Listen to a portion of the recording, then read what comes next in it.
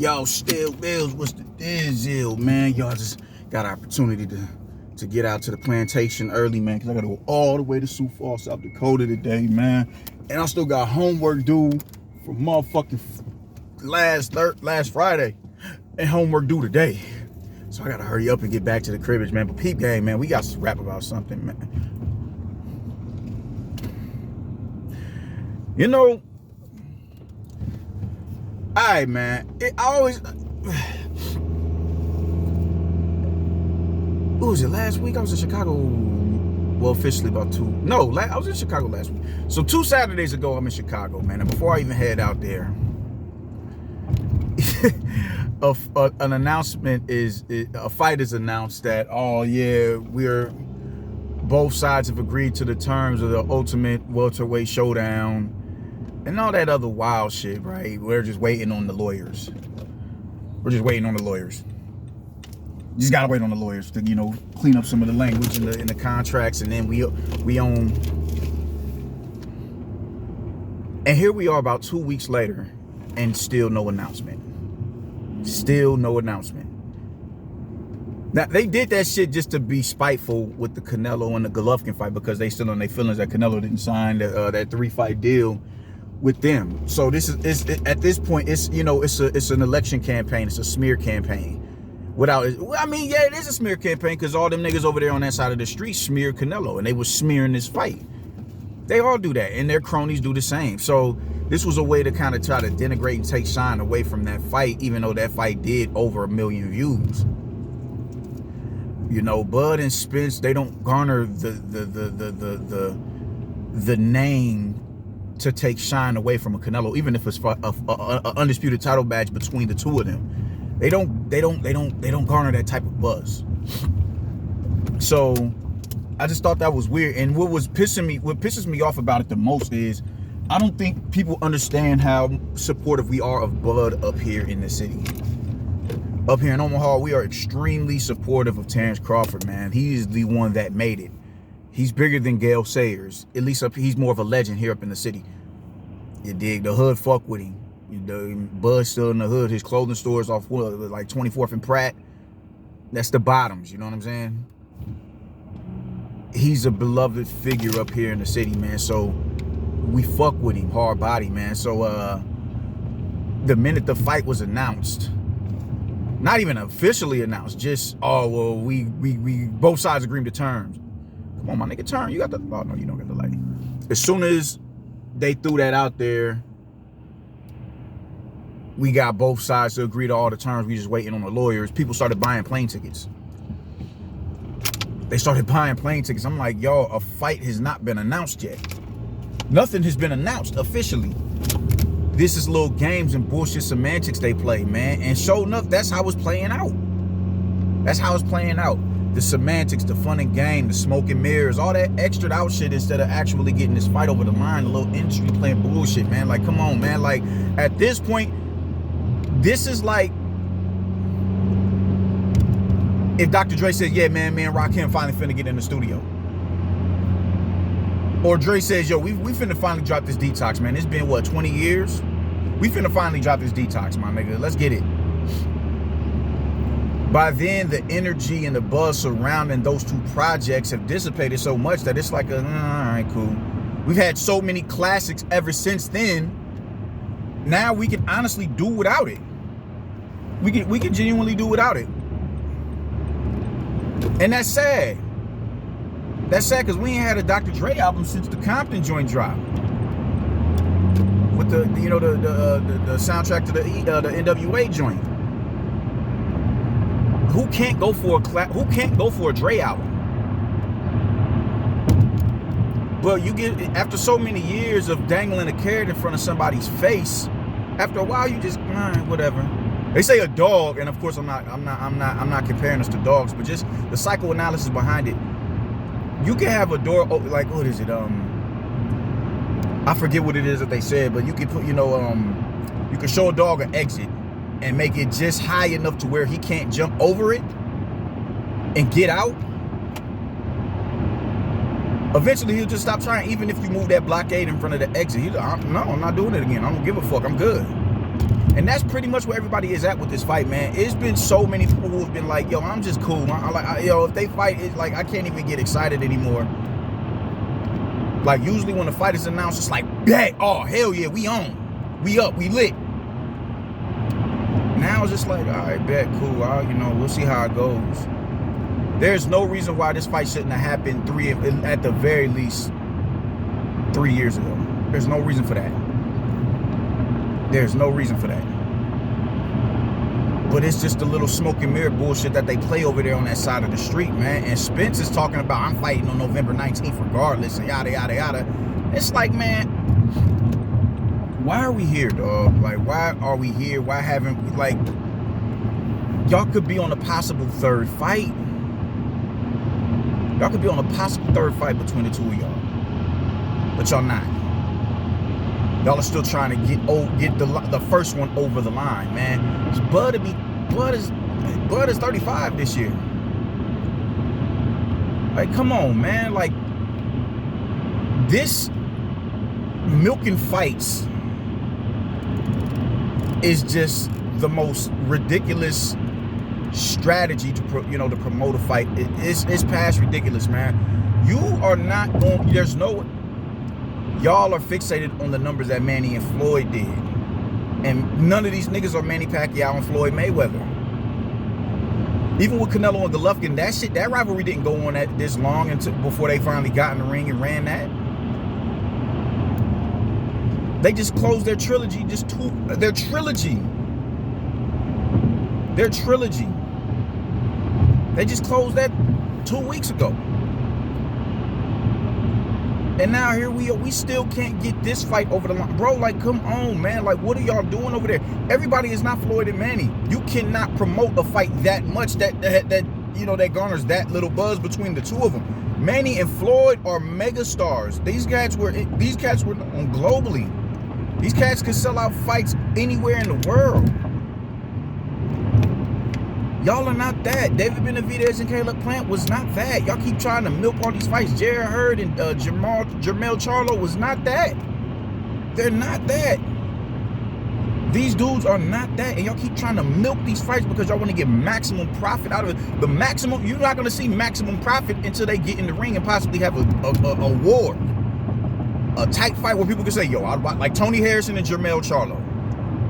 There's plenty of people I heard say, yo, I'd pay for that third fight because of how good that second fight was. That's when you see maximum profit. You're not gonna see maximum profit off of some niggas who don't even got a buzz like that. You ain't gonna do 500, 600, 700, 800,000 pay-per-view buys with nobody on that side of the street without the proper dancing partner because y'all don't know how to properly build and promote fighters. Y'all swear Errol Truth is that nigga. He's the chosen one, and he's honestly not. He is not. We in a place where we nitpicking about pay-per-view buys from honestly failed pay-per-views. What type of shit is that? What type of shit is that? Neither one of these dudes are marquee attractions like that to where they're gonna call everybody, yo man, I gotta see this fight. On an individual level, they need each other. But at this point, niggas is like, yo, they about so tired and fed up with the bullshit. They probably, hey, all right, cool. You know, if it happens, it happens. If it happens, it happens. I want to talk all this bullshit about, oh man, Bud, like, who is he? Why he deserved 50-50 split? Yada, yada, yada. Look at what he's doing in the now. His name was in the Tab Boys about 3-4 weeks ago. He's finna fight Trey Songz, playing in celebrity basketball games, man, taking pictures and all that shit. Just his name circulating in media spaces. That's promotion for this fight right here. And yet we still having disputes over purse splits. This is ridiculous. This is ridiculous. And it's just getting to a point where people are fed up with it. And I'm about at my wit's end with it. I'm gonna keep shit stacked with you. I'm about at my wit's end. It's too mentally exhausting to all the wrestling back and forth, the, you know, we online banging on each other between Bud and Spence, man, this shit shouldn't even be a factor no more. We shouldn't have to argue online about fantasy matchups, because these niggas should have been in fault at least twice by now. Or I can even say at least once.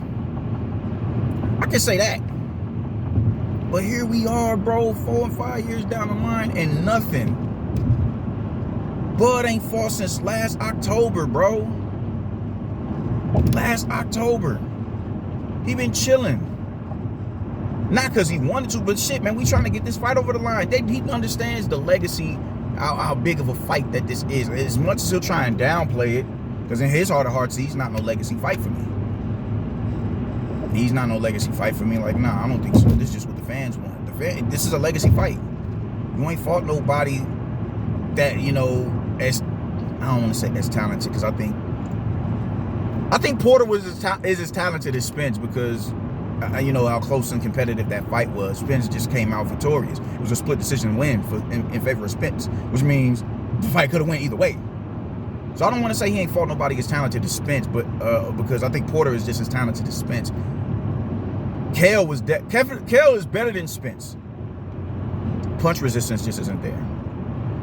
That punch resistance was gone after Golovkin. So he hasn't fought anybody with the talent level and not as many miles on him. Even though people gonna say, "Oh man, he got in a car crash." We haven't seen the, the detrimental results of that car crash since he's been back. He's had 2 fights back since, and he's looked good in those comeback fights. So I'm just saying, man, it's mentally fatiguing to sit here and keep going back and forth on, yo, who's the better, like who's the, you know, who will win, why he would win, why. I'm tired of it, bro. Like, I don't even really participate online in that shit no more, because I'm fed up with it. I'm fed up with it that a fight has taken this long to get over the line. Y'all blame Bob for everything going into that fight. Now that Bob is no longer a factor, what is it that y'all are doing to, all right, cool, let's get this shit over the line? Y'all been in negotiations for about 3 months. 3 months. And that was some busted shit to prematurely announce a fight. That was some busted shit. Because now you get niggas' hopes up. The crash is going to be ridiculous by this time. If y'all take another month to get another 2 or 3 weeks to get this fight over the line. We finally got both sides agreed to terms. Oh, now everybody lit. No announcement, no official announcement. That excitement just starts to wither away. So when y'all finally do decide to announce it officially, it is not going to be the same buzz. Because y'all have been playing these games for the past 4 and 5 years, man, and niggas is tired of it. Niggas is tired of it. Y'all have dropped the ball drastically on this fight. And it's not even just with this fight. Y'all dropped the ball on a multitude of fights, but because this is such a big and magnanimous fight within the boxing community, people just like, I'm good, my nigga. Like, all right, cool. They fighting back, cool. It's no like, oh my fucking God, I gotta get my plane ticket. It's nothing like that. Niggas don't give a fuck. Niggas is not giving a fuck. November 19th is barely 2 months away. Barely. That's not even a full 2 months. It's September 24th right now. 25th. We at the end of September, dog. It's 6 days left in the month, man, and we have yet to get an announcement. And y'all prematurely announced that shit just to try and take shine away from Canelo and Golovkin, and you failed because that pay-per-view still did over 1 million buys.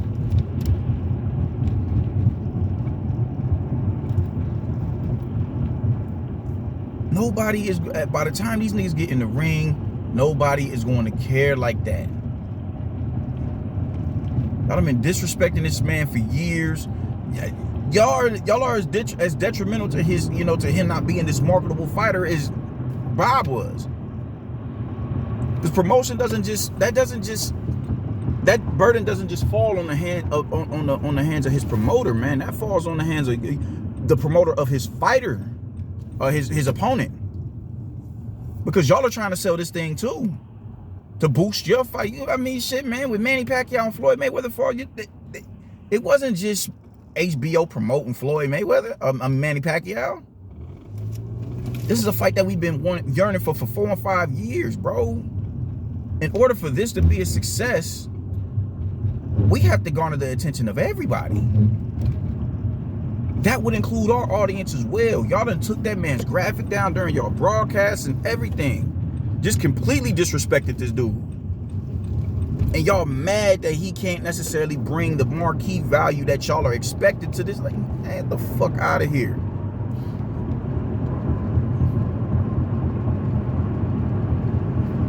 Get the fuck out of here. This is the only fight that y'all can put on this year that can possibly get y'all out of the red with the TV companies. This is possibly the only fight, the only hint at a successful pay-per-view that y'all can put on this year. And y'all just refuse to do the shit. Y'all just refuse to move your feet. Wilder and Helenius is not about to do drag out numbers like that. It is not. It is not. It is not. Ruiz versus Ortiz, no. Barrios versus Thurman, no. Ortiz versus Martin, no. Tank versus Romero, no. This is the only pay-per-view that could possibly give y'all some breathing room, and y'all just refuse to put the bitch on, man. And now I'm just like, yo, I'm good. Niggas is cool. I'm cool on it at this point. I'm good. I'm not getting my hopes up. I refuse to. I refuse to. The excitement surrounding this fight, even if it's a knockout at this point, is gonna be like, all right, yeah, like, woohoo. That shit may get a studio audience applause. Because y'all niggas just don't move y'all feet. I just...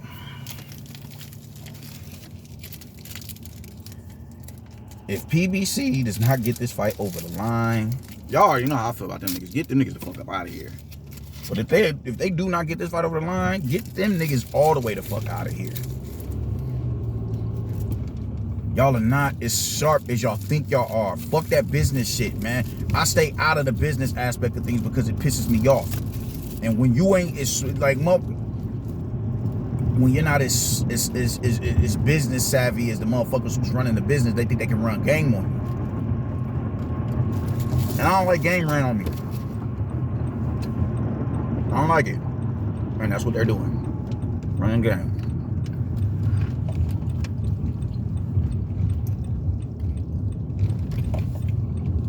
So I'm good, my nigga. I'm out. Deuces.